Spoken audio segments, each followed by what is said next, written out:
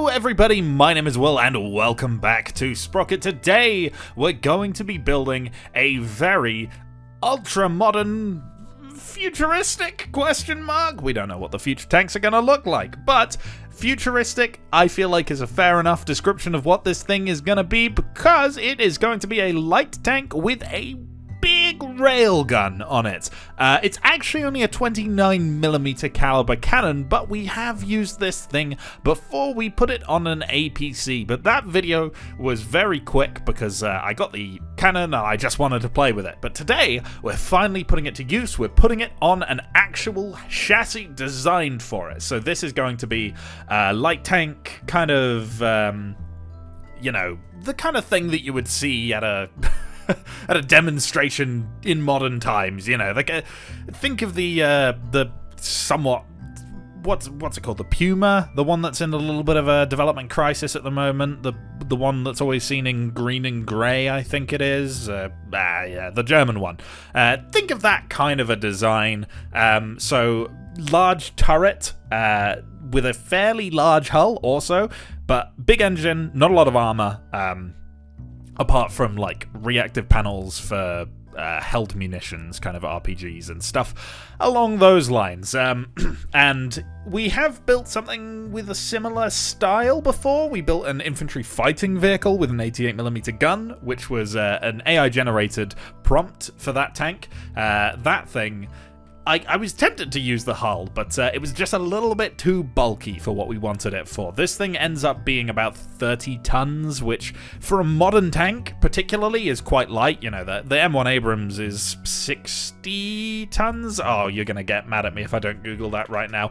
M1 Abrams weight. And obviously it's going to vary as per model. 67.6 short tons is the statistic that Google has given me. I don't know if that's taking in all of the details. I don't know what modification that is. Blah, blah, blah, blah, blah. Things vary, but this is about roughly half the weight of an MBT. So it is a light tank. You can see where the name comes from. And subsequently, we have absolutely no armor on this thing. We have about 100mm in the like thinnest sections on the front, which is really, really bad for a vehicle in the late war.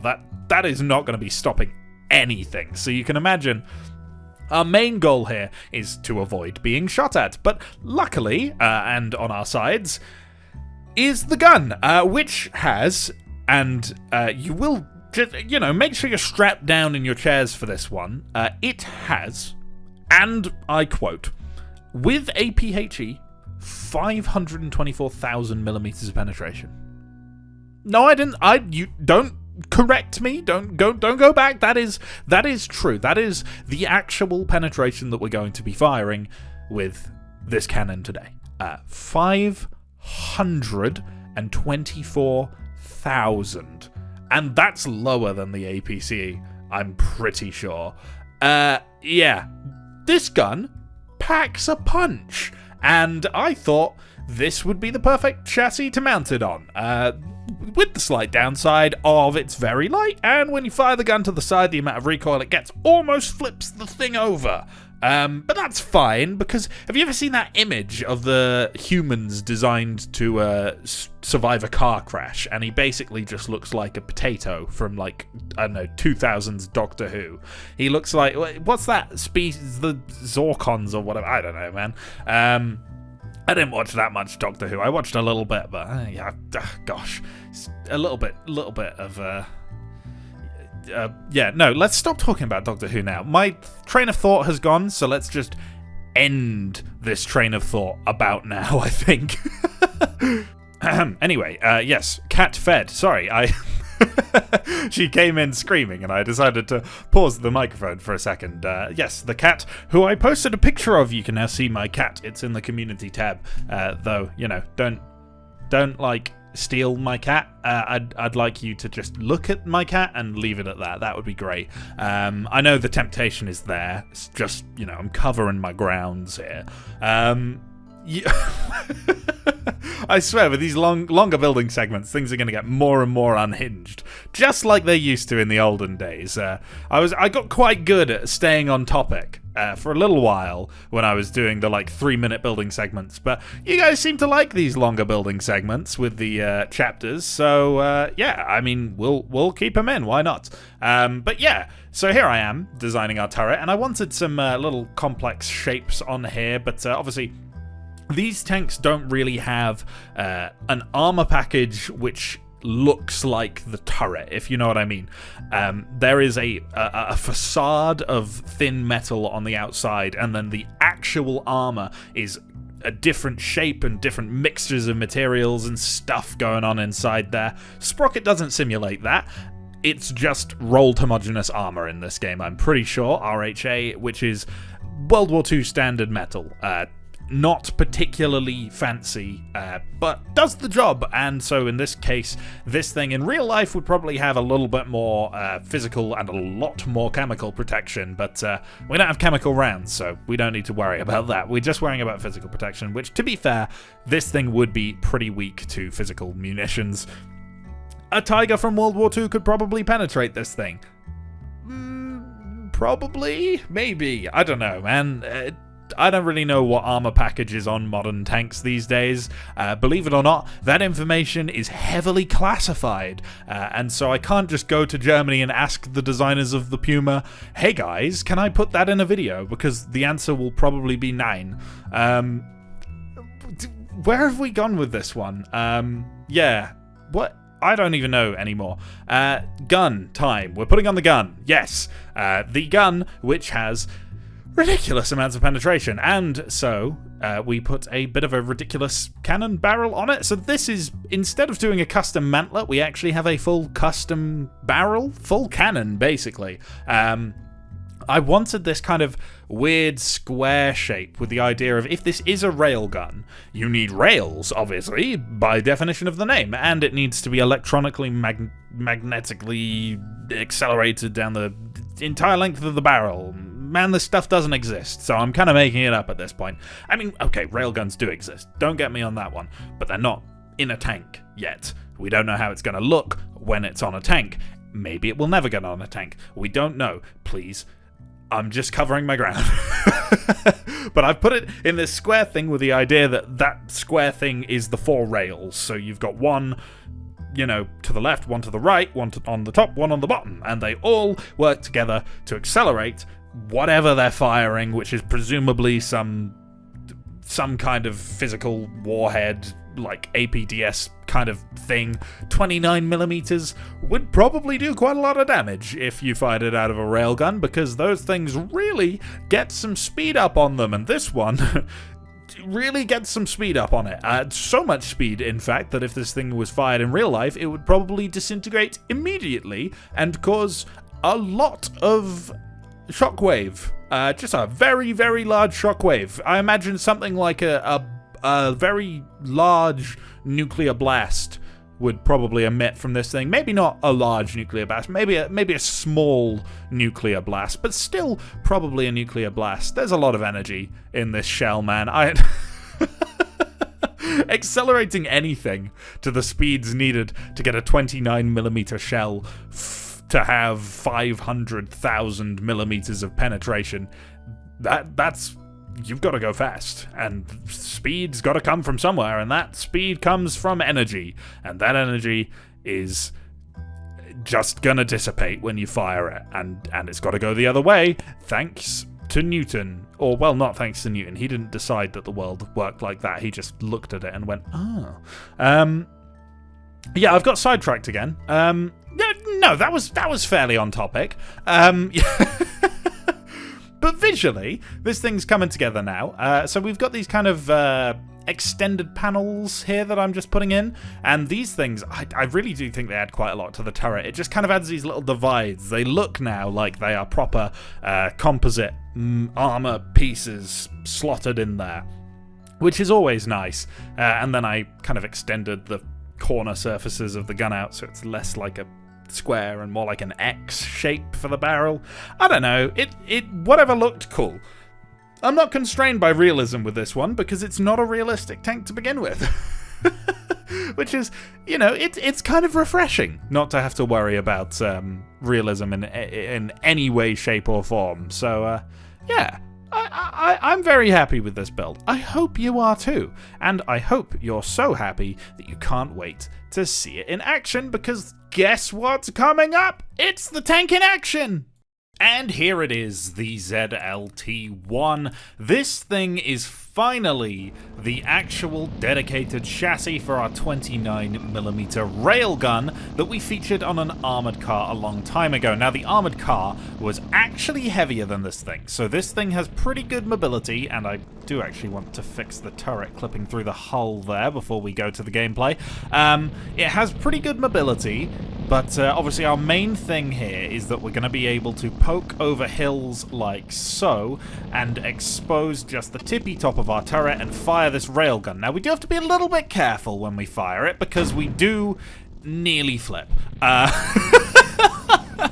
This is a ludicrous tank cannon. It is absolutely ludicrous. And if I load in anything at all, this Anzio will do, and then pop a shot there. You can see we just hit them. They had 71mm of armor. We had 524,741mm of penetration. Just to clarify, that's 524 meters of armor. Meters. That is like, that is a sprint that's a good long sprint distance. A 400-meter sprint is a long sprint.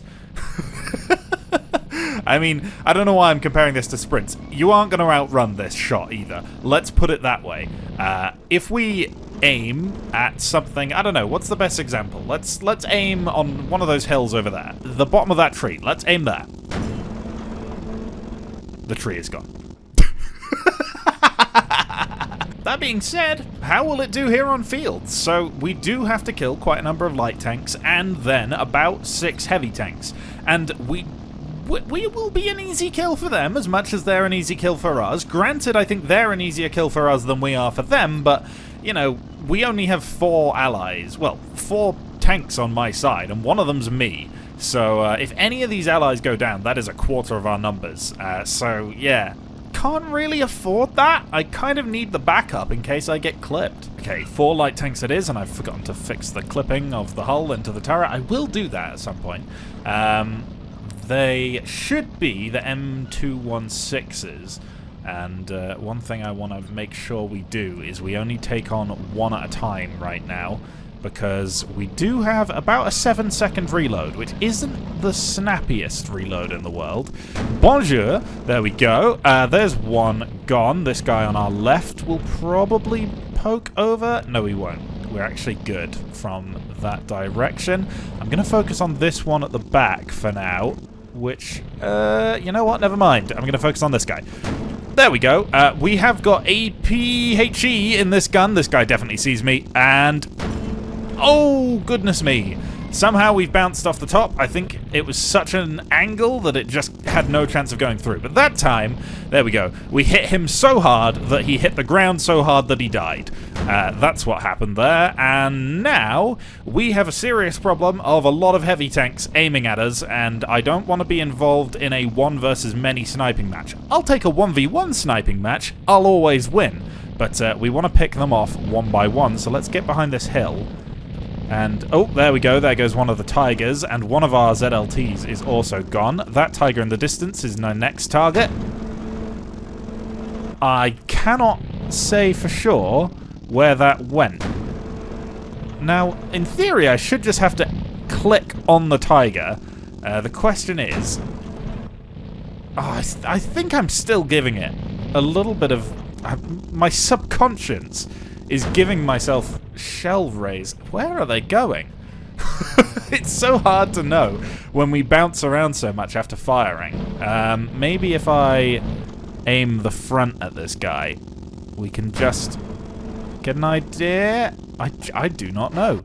Oh, there we go. Okay. Interesting. I'm wondering if the shell's so quick that it's not registering, or if my aim is just slightly off at the long ranges, my reticle, so I just don't know where I'm quite hitting. Let's see if we can get a little bit closer in that case. Okay, let's try this. There we go. Kill, get. And this time, we actually seem to be able to hit the enemies. So, I don't know what happened before, but let's not look a gift horse in the mouth. We can start picking off these tigers and... oh, we hit the really, really angled upper plate there. I feel like... I'm surprised, honestly, that doesn't kill them. Just the amount of force hitting that tank. That was a very, very, very, very close shot over the top of me there. You need to die, my friend, before you flank me, and we need to avoid flipping over. We're just stable enough that if we fire directly 90 degrees, we don't quite flip over, which is... I've really done well on that one. Okay, so that tiger there, I think, is still alive, and there's one more that I'm not entirely sure as to where it is. Oh, it's right behind that one. I don't have enough gun depression, so we're gonna just extend out on the left, right? The right here, and hopefully you're closer to aiming for me, and you, my sir, you're not going to get that turret around in time, I'm afraid. There we go. Ah, yes. Okay, Taiga time. Okay, Taiga it is, and this time our camouflage somewhat matches the map, and hopefully my turret isn't really clipping in with the hull anymore. Just a little bit. That's fine. There's 6 enemy tanks, 2 to 1 against us, but this map has less cover for us to hide in, so we really need to be efficient with our shots here. We need to pick out where the enemies are, like that guy, and take them out the moment we have an opportunity. So that tiger needs to go, and this needs to happen before they get a shot, because as you can see, we are not going to survive any shots from any of these enemies. They have such good guns by this stage in the game that they're almost guaranteed to kill us if they hit us. That there needs to go. That's not good. That's not good at all. We need to do it again, though. There we go. Guaranteed the shot. And I saw him miss, so I just took a little bit longer. And now... already, we're down to 1 enemy, and we just gotta find them. Oh, and there's our last fellow down there. We just need to poke over this hill and not miss. And there we go! Salamander gone. That was surprisingly efficient. Let's see how we do on defense. Okie dokie. It's only spawned 7 enemies, actually, which is quite low for defense. But I'm not going to complain, given that we really like our 1v1s here. We don't have the armor to be operating 1v many, really. And this, I've got to say, I really like how this thing looks. I hope you do as well, because I don't do modern stuff too often, but when I do, I really like to make sure it looks right. Honestly, I found that modern look kind of harder to do than the World War II look, because there were so many nuances with World War II design, and modern designs are so clean that if you have any little dirty bit of the design, it kind of throws the whole aesthetic off. Hi, buddy. Boom! There we go. Salamander down. My ally's doing some good work there on the left. We've got another guy poking over this hill. Hello! Oh, I've taken his fenders off and done nothing else. That's unusual. Imagine being in that tank right now. There we go. Imagine having been in that tank right now. Hello, good sir. You're normally very well armored. And once again, you are very well armored. We've bounced way more times than I could ever have anticipated, given that we have, like, 500 meters of penetration, but I guess that's what you get with auto-bounce angles, isn't it? And somewhere over there, I saw a pesky tank hiding behind that hill, so I'm just going to wait until we see a sign of it, because... oh, never mind, okay. An ally got him. Oh, right, the AI's heard about what we're doing, and they've sent a full 16 tanks to come and wipe us out here, so we've got to make sure that we don't let them do that. We have 16 tanks to kill, and we've got to get off to a very good start here. I think any misses, and we're going to be absolutely overwhelmed here. But luckily, armor's not really going to be an issue for me to go through. They do seem to have quite a few light tanks. But that is one of the APCs. That has a very rapid-fire 88mm gun. Ooh, that was a good dodge. MBT, let's take that out. That's definitely a priority target. And, oh my goodness me, it's an absolute massacre. They don't stand a chance. There is a medium tank. Take that out. It's getting a little bit laggy now. Hello, friend. Oh, we've missed. Okay, the allies have got our back. It's just a little choppy, which can make it difficult to aim here. Now, are you alive? No, your turret is just glitching out slightly. Oh, there goes another enemy. 2 left, and whereabouts are they? It's not that one. There's no way they're still alive in that kind of a spot. Maybe hiding somewhere? Yeah, we got into it so quickly, I didn't really get to introduce the roster of our enemies, but there's our first MBT we ever made, the British one, modified up to high quality. This is my last video, go check it out, it's a very fun little video.